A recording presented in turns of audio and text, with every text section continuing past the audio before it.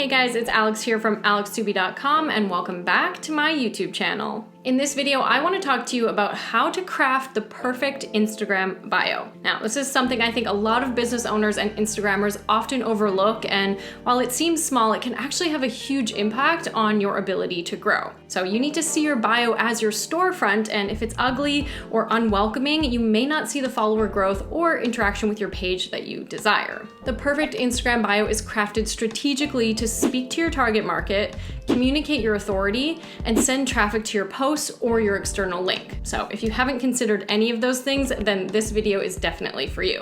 But before we get started, make sure you click the link in my description box below to sign up for my free Instagram Masterclass. It's called 10 Instagram Secrets Every Business Owner Must Know, and I know you're going to love it.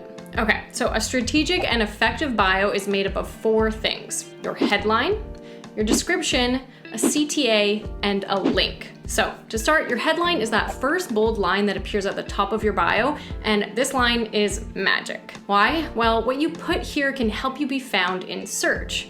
Okay, so the rest of your bio is not searchable, but this particular line is, so it's imperative that you add strong keywords here that you think your target market might be searching for. So by default, your headline will show your first and last name, but that's not ideal unless you're a public figure with tons of people searching for your name. Instead, you want to swap that out for a keyword that describes your business, such as vegan personal chef or prenatal fitness trainer. These are words your potential audience and potential customer might be typing into Instagram, and if you have them in your headline, then your account is likely to show up, leading them straight to your content and potentially into your inbox or even bank account.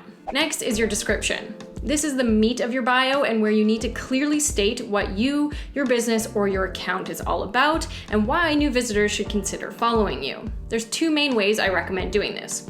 1 is with a mission statement or elevator pitch, and 2 is with a bulleted list of important information. Whichever you choose, your visitors should know exactly what you do once they finish reading it. Here are a few examples of both. A mission statement should follow the format of, I help X do X so that they can X, which looks like this. I help creative entrepreneurs understand and utilize the power of Instagram marketing so they can experience true financial abundance. And if I wanted to communicate that in a list, it might look like this. Easy to implement marketing tactics, ideal for service providers and e-com businesses, featured on Later, Tailwind, and Social Media Examiner, 10+ years industry experience. There should be no questions or uncertainty after someone reads the description portion of your bio. That then leads us to the CTA. This is 100% non-negotiable. You must have a CTA in your Instagram bio. Now, Instagram only allows 150 characters in your bio, so you may have to make some adjustments, but having a CTA is really going to make an impact on how many link clicks you drive to your website or wherever you're linking to. So your CTA should be unique to the link you have in your bio and entice the user to click it. Oftentimes I'll see things like sign up now or shop, but those aren't actually quality CTAs. Instead, you want to add something like click to read my blog on XYZ or click to save 10% on your first order. Now, again, as mentioned, the CTA should be specific to your link, so you may have to change it time to time if you change the destination of your link. Which leads us to the last part of your bio. Your link is very special since you only get one of them, so you need to make the most of it. And the biggest mistake I see is people linking to the homepage of their website.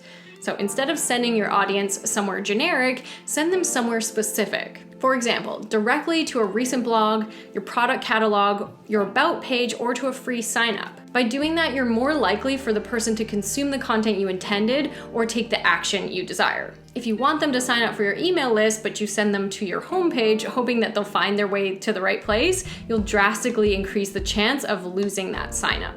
If you have a few different places you want to send your audience to, then definitely use a tool like TapLink, which allows you to link to multiple destinations, to video content, FAQs, or even accept payment right in Instagram. I actually have a video comparing different link in bio options here if you're interested.